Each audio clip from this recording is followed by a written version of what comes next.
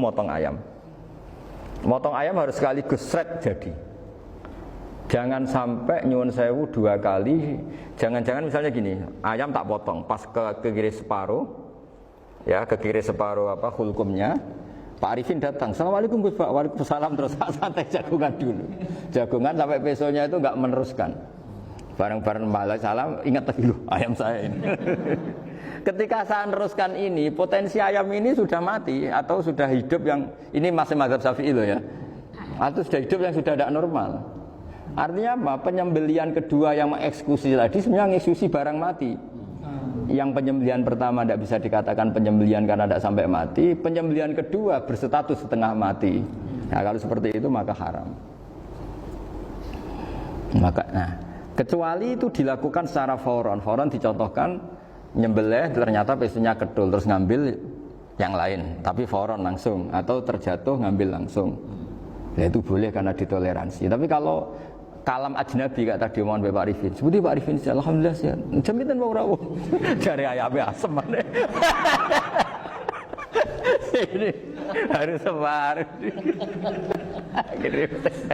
Ini orang ngawur betul.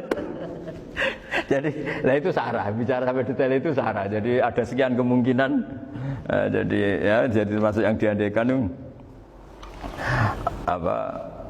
Nah, hayat mustaqirah itu batasnya yakunu maha ibsorun bi ikhtiarin wa nutkun bi ikhtiarin wa harakatun ikhtiyariyah. Hayat mustaqirah itu kalau dia betok-betok itu ya karena karepnya.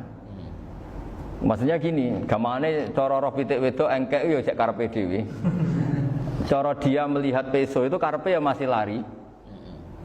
Jadi misalnya ada ayam. Ayam kita sembelih baru luka sedikit.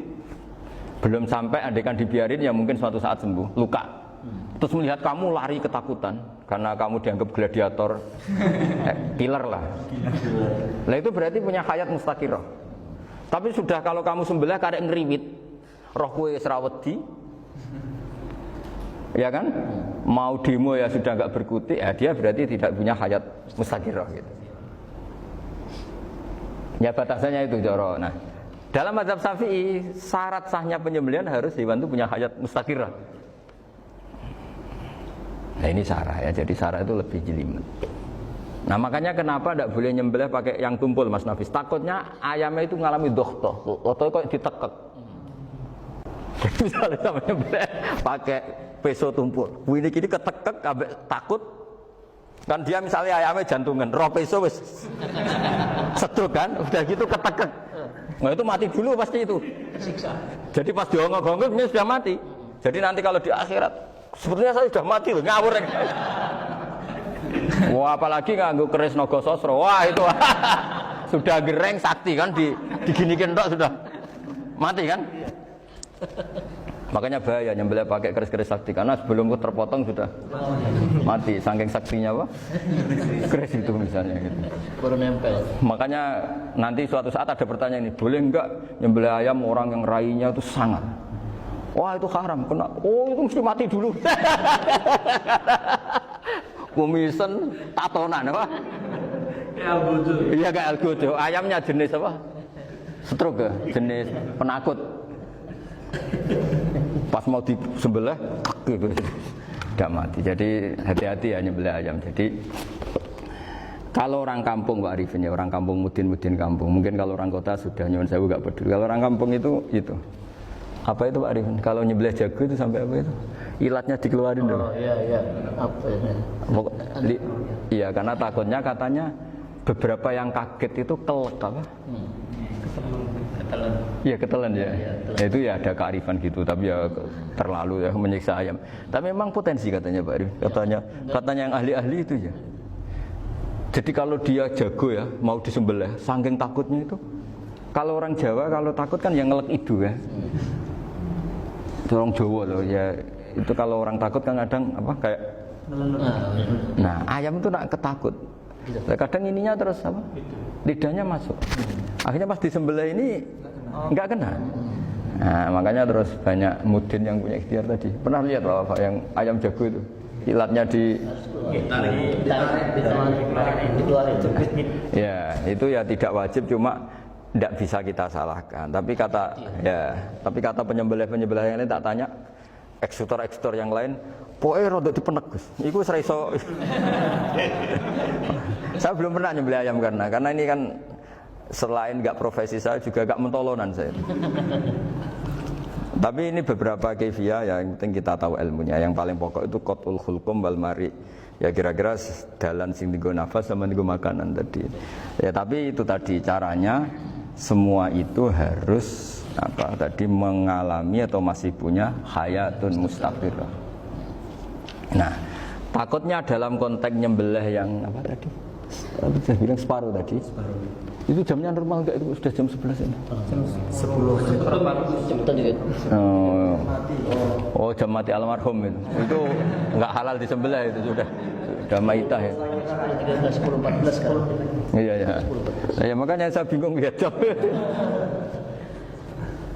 Ya jadi itu Pak Wafa ya, pentingnya sarah itu seperti itu. Matan itu kan asal nyembelih saja, tapi di sarah diterangkan jangan hanya nyembelih, yang disembelih harus ada hayatun mustaqirah, karena dikatakan penyembelihan adalah menghilangkan nyawa dengan cara yang syar'i. Nah, kalau nyawanya saja sudah hilang bukan nyembelih gitu. Nah, potensi itu ada ketika jago kamu sembelih pakai yang tumpul. Ini ada doktoh. Loh, hewan itu juga kayak manusia loh, karena punya hati. Ketika takut saja mati.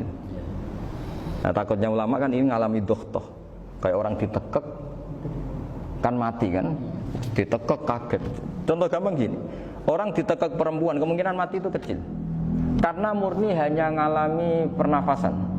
Tapi nak ditekek wong gagah tatonan kan terus dua reaksi tubuh, takut sama gak bisa bernafas, itu kan lebih cepat, apa? Mati.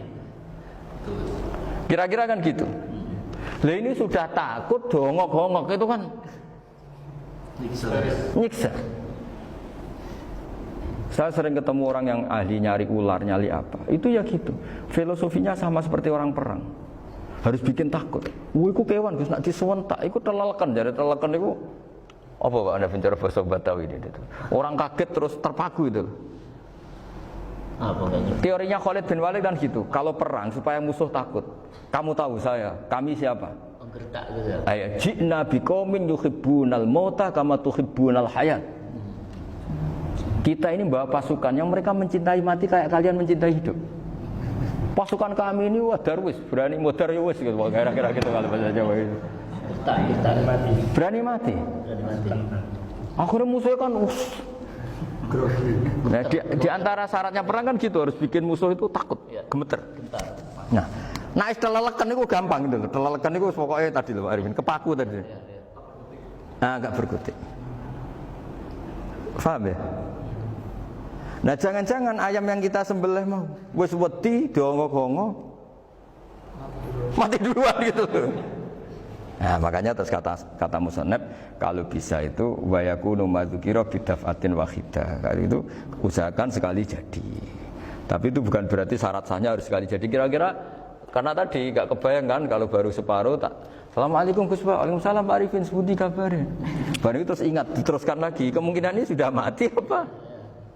Nah makanya, ya tapi lagi-lagi ini sarah ya, tak baca Bismillahirrahmanirrahim. Wa yakunu qad umadukira daf'atan wahidatan la fi daf'ataini fa innahu yahrumul masbuh hina idin. Kalau dua kali, tapi dua kali maksudnya yang satu kali ini mengakibatkan kematian. Dikatakan penyembelian belum sempurna, dikatakan hidup toh nanti pasti mati, berarti tidak mengalami hayatun mustaqirah. Paham ya? Jadi ini semoga dapat barokah dari para ulama.